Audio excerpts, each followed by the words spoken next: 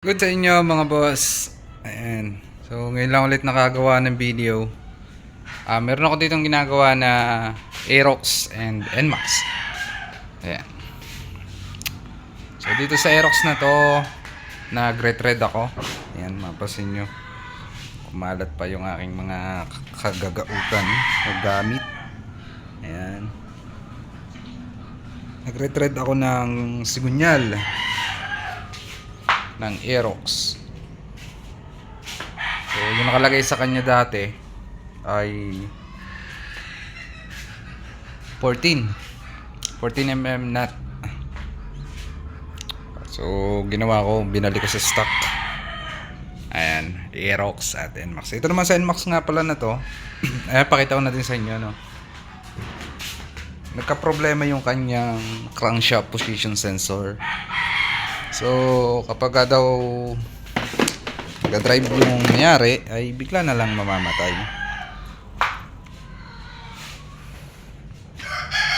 Yun, na naging problema. And napalitan na daw to dati, pero matagal na. Possible na bumalik ulit yung sira. Ayan o, naka-check engine. So pagdating dito sa NMAX version 2, hindi siya nagbi-blink. Hindi mo mahuhulaan. So kailangan mo talaga ng diagnostic tools para matrace mo ng mas mabilisan yung iyong dapat palitan o dapat i-fix na problema ng isang unit ng FI. So ito, no, gamit nga pala ako ng aking diagnostic tools. Ayan, ito OBD lang to. Ayan, Centec OBD. Ito may pinipili lang to na pagsasalpakan talaga na unit. Hindi to pwede sa lahat kasi namimili din siya. Parang meron siyang module na kailangan talaga ay doon lang. So salpak natin, ano, paano ba to, isang kamay. Ayan, buhay na. Ito yung gamit ko, Centec. And then una, no, ano ba, ayan, then on, susi,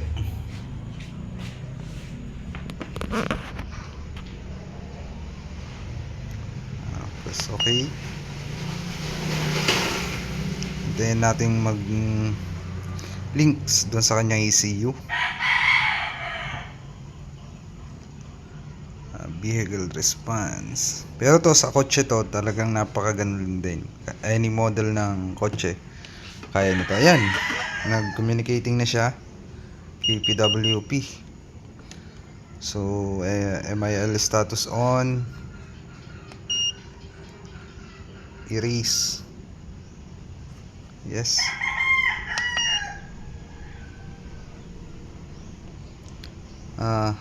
Dito makikita nyo dito sa Centec, read codes, erase code, live data. Meron tong mga naka live data, may pakita ko sa inyo.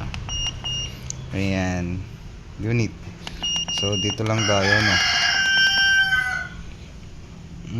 Possible na lumuluwag yung kanyang ano, yung kanyang crankshaft position sensor. Ayan, yan yung kanyang full code, PO335, $10 generic crankshaft position sensor circuit. Possible na lumuluwag. So delete natin. Ayan, delete natin muna yung full code nya. Pero papalitan ko na rin siya para sigurado tayo, no? Ayan, ito yung bago crankshaft position sensor. So ngayon delete natin, erase. Ayan, Erase natin. Will be loose. Do you switch to continue? Okay. Erasing codes. Okay. Erase done. So, ayun. Wala na. Yung kanyang full code. Ayun, start natin. Ayan.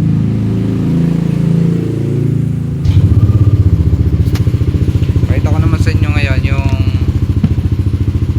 kanina, yung live data. Dito sa ito okay din tong Centec na to.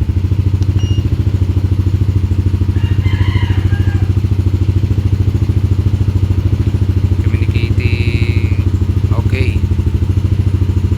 Nag-view siya, view data.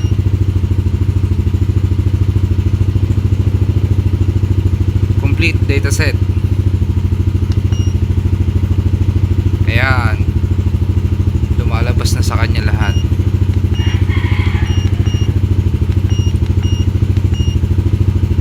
RPM. Tignan nyo ba, nag-range siya ng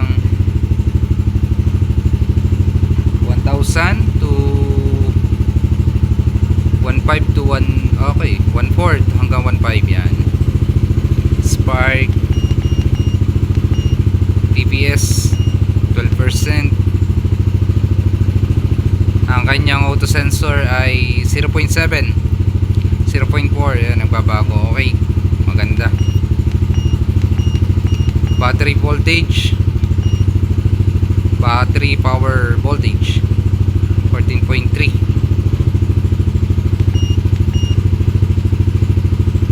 Oil time,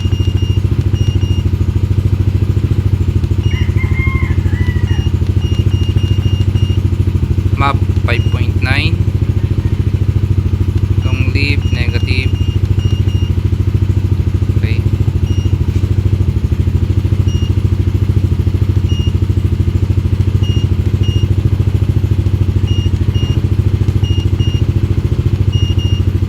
Back natin.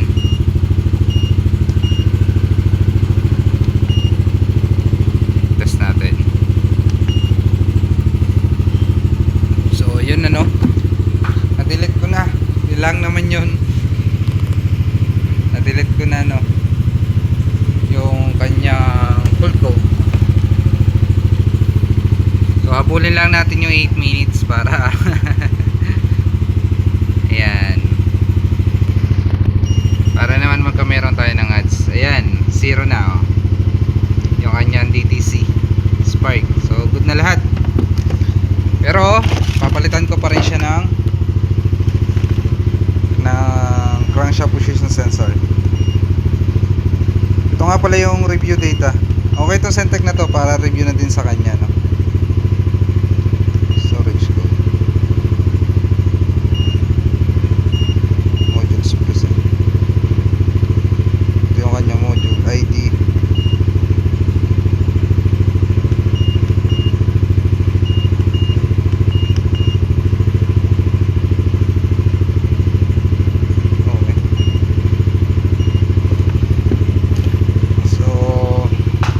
Ayun, please subscribe to my YouTube channel.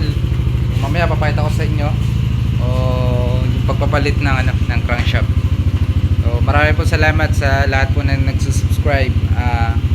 Huwag niyo kalimutan pindutin ang notification bell. Kung gusto niyo naman magpagawa, dito lang po ako sa Cuenca, Batangas. 290 Marsigan Street, Poblacion 3, Cuenca, Batangas. So hanggang dito na lang, guys. Thank you.